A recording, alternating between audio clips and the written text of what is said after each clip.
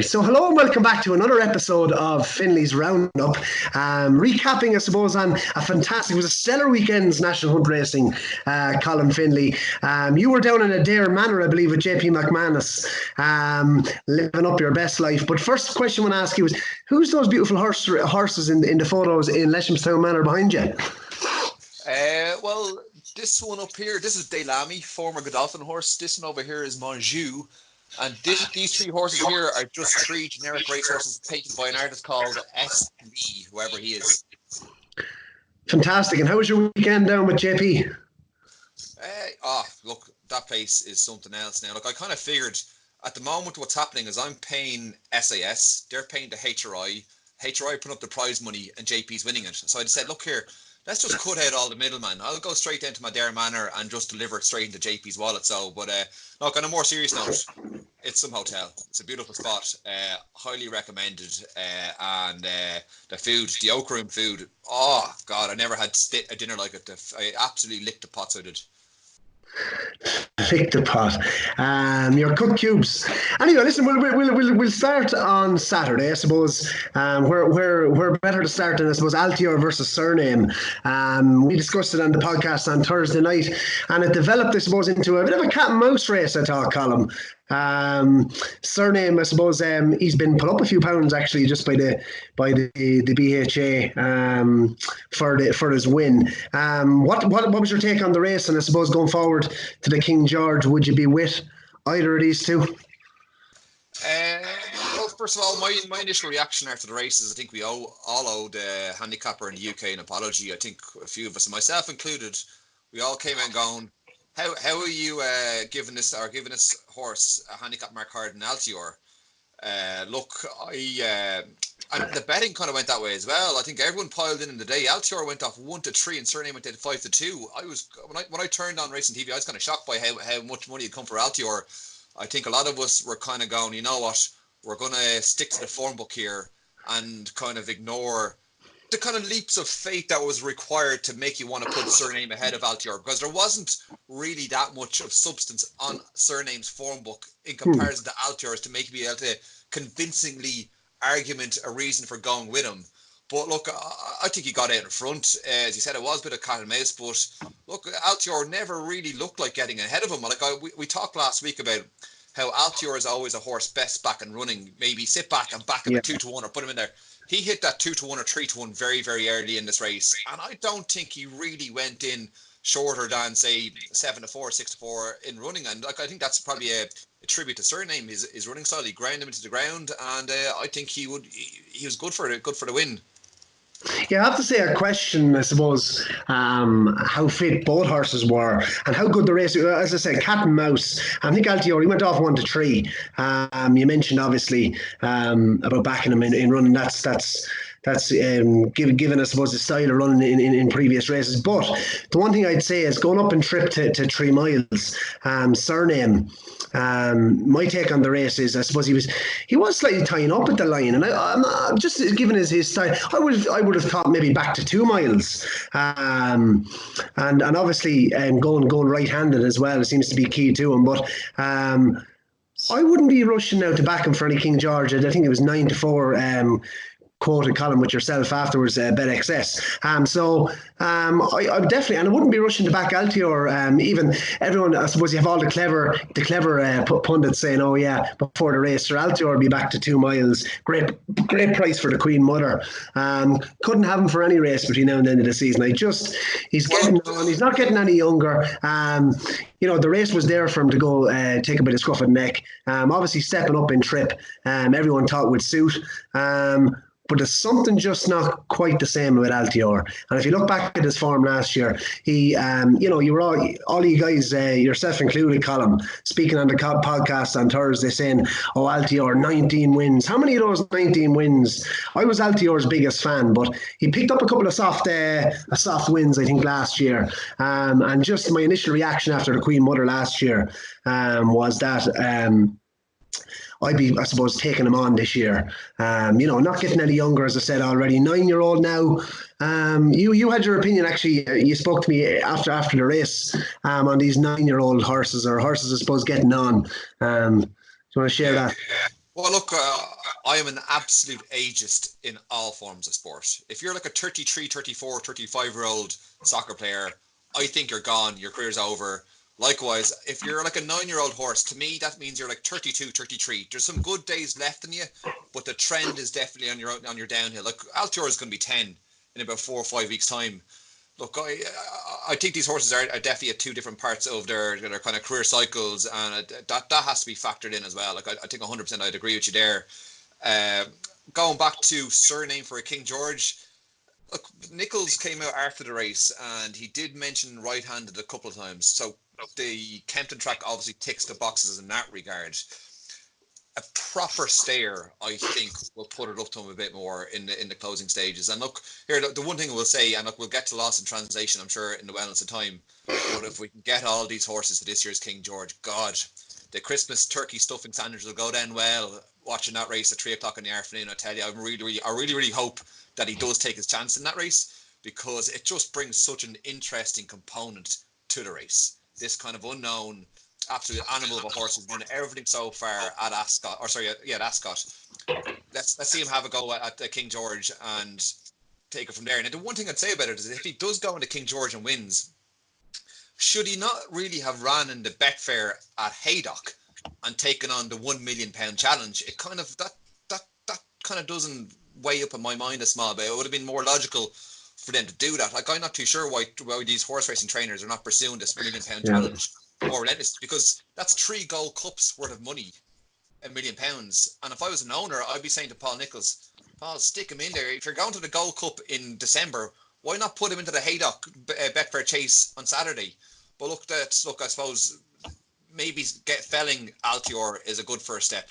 Who would ever take that away from the horse? But like, there's a couple of things that don't quite add up to me in terms of this horse's ability to say the trip for the King George.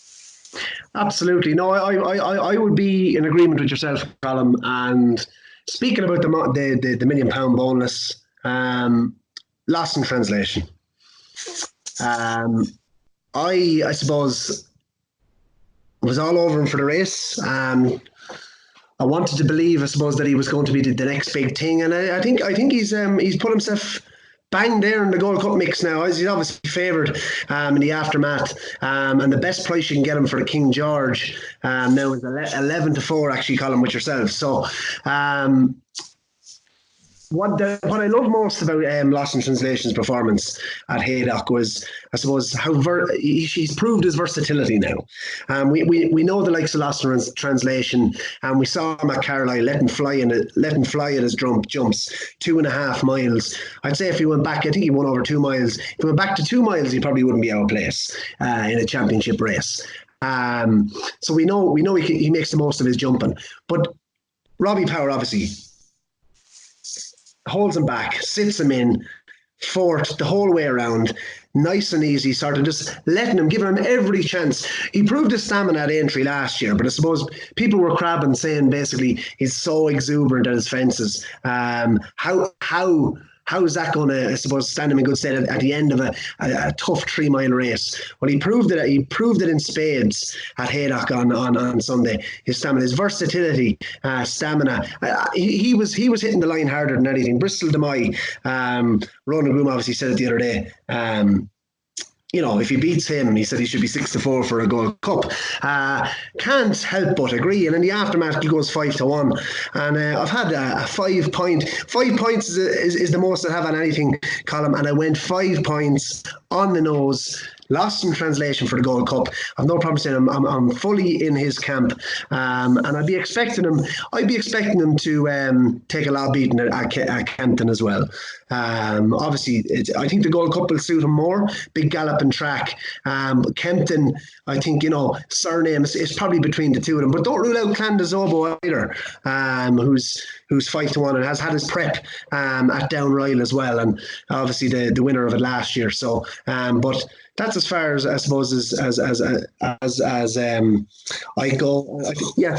Yeah, well, look, one thing that I would actually say that would further add fuel to the Lostintranslation being a very, very good horse is, I think Bristol de Mai ran his I'm the best horse at Haydock race. Like, the two of them pulled 25 lengths clear of Frodon. So I think this is a real run to form effort by Bristol de Mai in his November I'm at Haydock type of horse that we know he can be.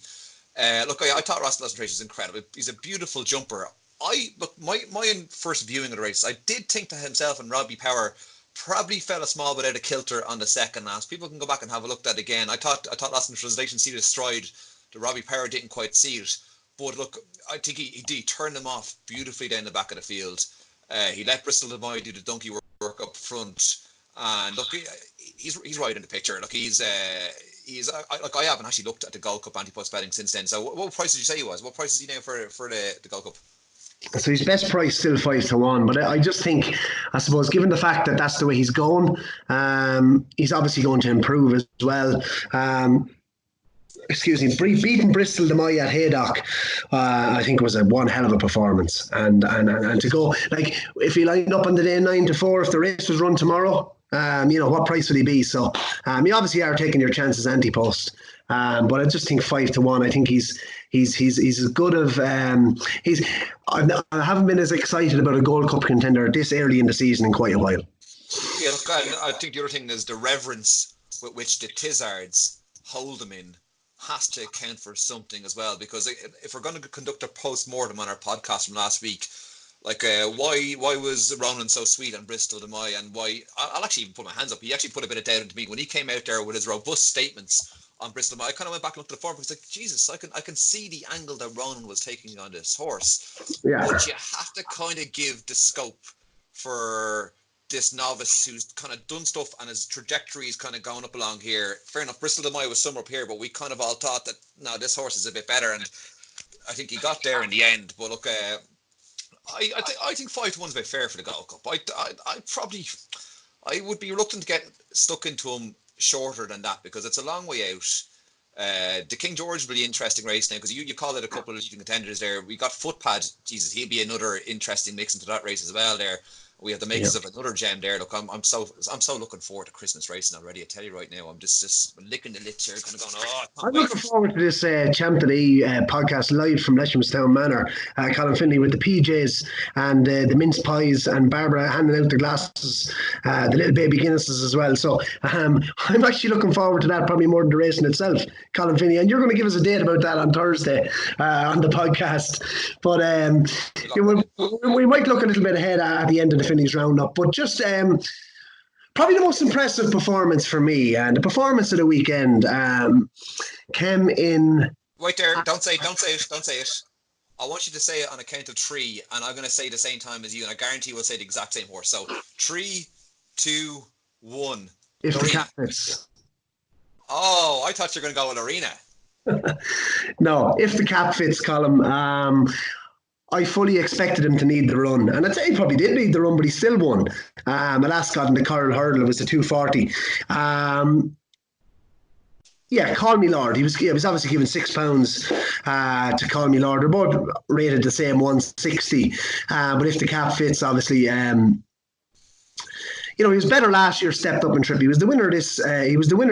Came in here as the winner last year's renewal, the Coral Hurdle. And Roxanne, I thought, was going to be the one to beat here after her run, I suppose, at Aintree. I thought she was unlucky not to win there. She was very disappointing, but I think if the cap fits and Call Me Lord came well clear.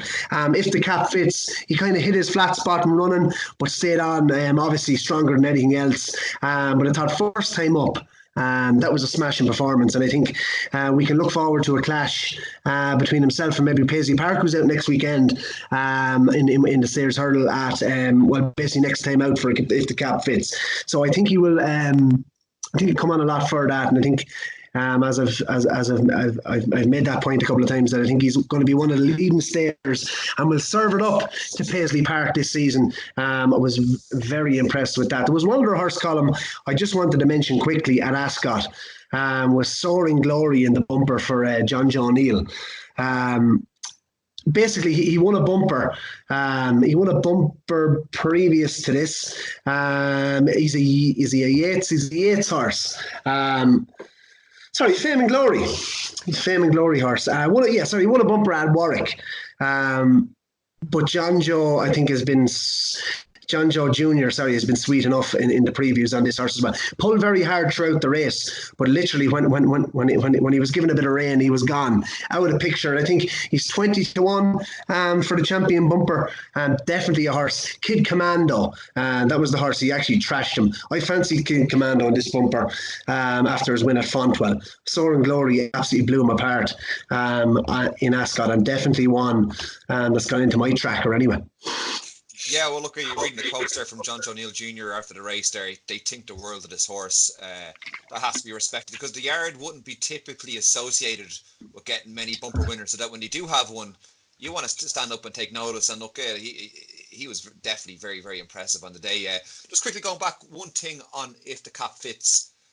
Cheap pieces, and he seems to be running in a circle of Ascot, Aintree and Kempton. They're flat tracks. Would you not be a bit worried that the unique undulations of Cheltenham might catch him out against a horse like Paisley Park, who's been there, done that when it comes to the left-handedness and the up and downhillness of the Cheltenham racecourse? Yeah, I'd be interested in that. Of course, he hasn't proven himself at Cheltenham, if the cap fits. So that would be, yeah, I just think he's very talented, Colm, and I think stepping up and trip. I think in Aintree in his win last year, like, he was full value for the win, like, and absolutely ploughed the last out of it as well, and was probably done well to get back and win. It was a fantastic ride by Sean Bowen.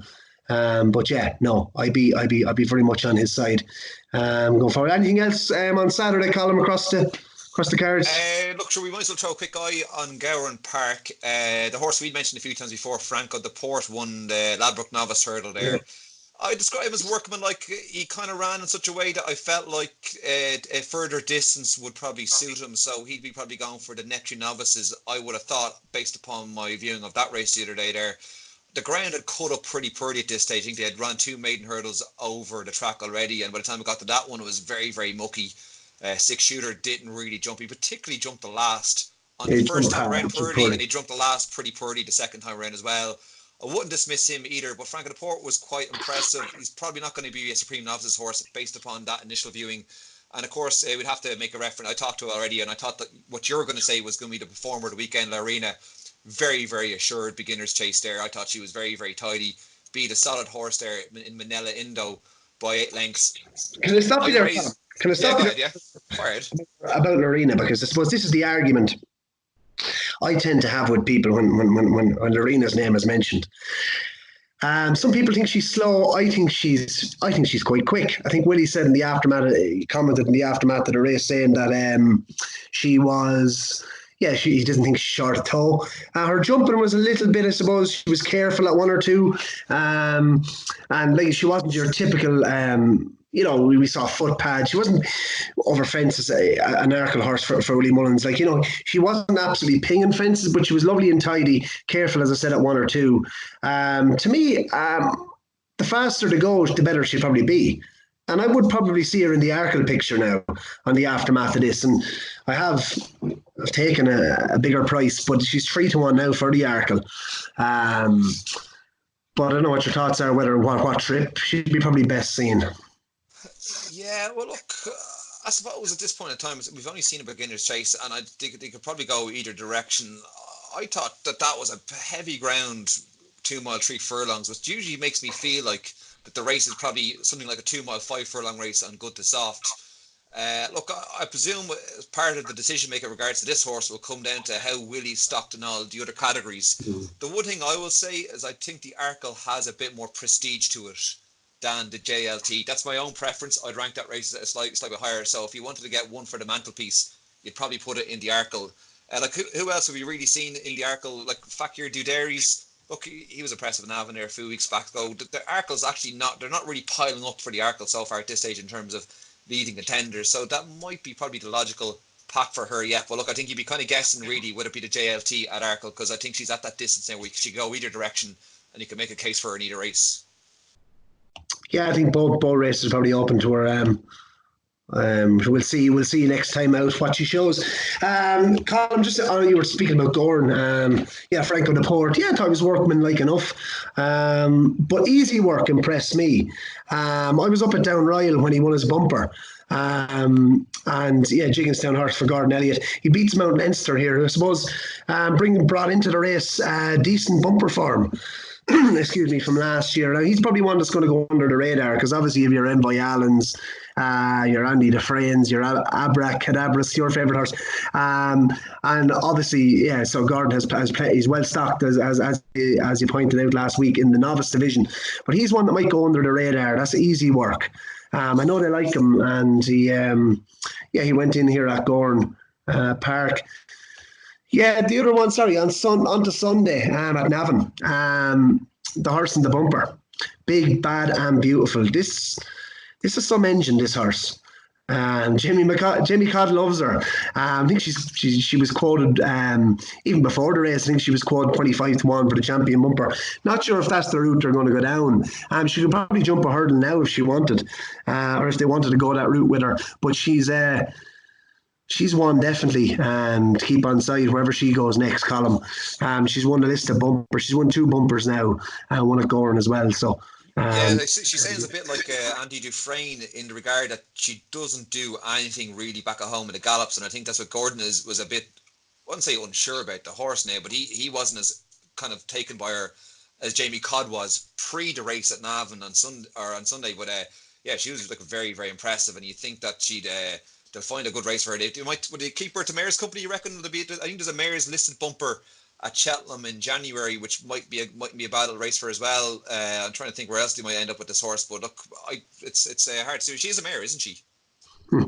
She's a mare. The way Jamie Codd was speaking, they were going to wrap her up in cotton wool and release her for Ascot next year on the flat. The horse obviously has got a bit of good ground form in her. Like, what was she? Did she race? No, she never raced over the flat. So look, she would be going straight from National Hunt back to the flat game. And look, I suppose maybe that's a journey they could go down, because once you start going down that journey, then all of a sudden there's Melbourne Cups and there's all these other prizes that are potential eventuality for a horse of that type. But look, obviously she's held in high regard over Jamie Codd, and I think Gordon Elliott's probably been won over on the basis of what she done there in the bumper in Navan on Sunday. Absolutely. So, all told, Colm, I never asked you, what was your performance of the weekend? Performance of the weekend, I suppose. Look, could we really pass up on Cyrname? Like, come on, it was probably the race of the year, Cheltenham included. We all sat back. I sat in there. Go on. I'd have to be kind of a bit of a racing hipster head to start trying to poke performances beyond that one. I thought it was very impressive. And can I actually just say one thing about that race? And it was actually nothing to do with the race. It was a peripheral after the race that I noticed on, and I kind of took a small bit of umbrance with. Nico de Boinville in the parade ring after the race was approached by Luke Harvey, who was there on behalf of ITV representing the terrestrial covers of the race that day. And he was asking for Nico for a couple of words after the race. And Nico just turned his back to him and walked off. Now look here, I wanted to say that this is not me doing a Nico de Boinville as a kind of a posh guy, and I'm going to hate on him for this fact. But like, I think when that ITV microphone gets passed around the paddock to the parade ring there at any meeting on a Saturday, we're trying to connect the sport with the wider audiences. And I really felt that Nico probably could have come up there and given a few words, because I said, look, if it's a Racing U TV microphone, if it's a Sky Racing TV microphone, they're already on board with customers. Say what you want, walk up, we don't care. But when it's the ITV terrestrial coverage on a Saturday, I thought Nico could have said a few more words after the race to give his thoughts on what Altior done. That was a sort of a side thing for it. But going back on the performance of the weekend, I'm going to give it the Cyrname. My bad performance of the weekend goes to Nico de Boinville.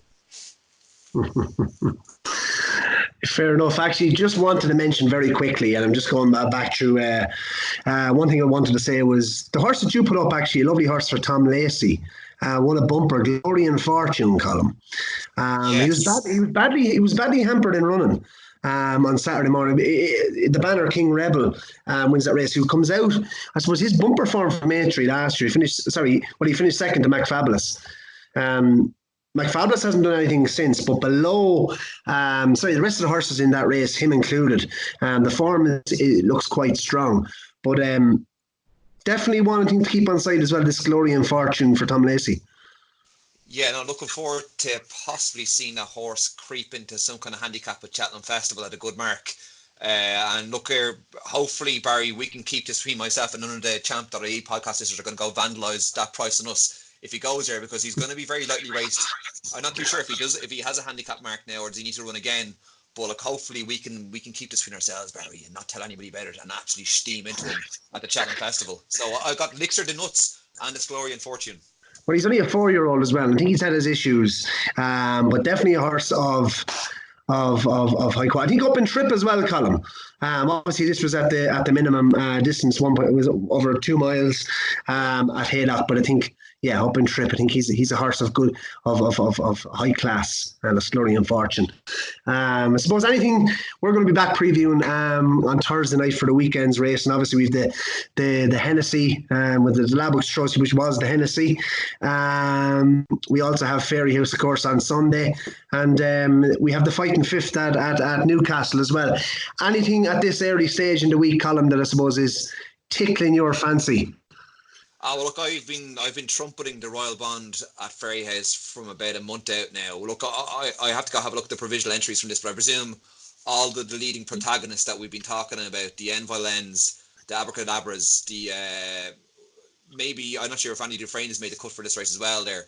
But look, hopefully we'll get a collision of sorts here between a couple of these big horses here, and that'll be something very, very exciting to look forward to. In fairness, it's usually a very, very good pre-Christmas meet. This Fairyhouse one. I'm it's probably the one race day I go to every year almost religiously. I know GAA do their fundraising that day as well. They'll have the dinner tables out there in the tent, and I'll be there throwing a few 50s towards the Mead cause, hopefully to make a few quid there.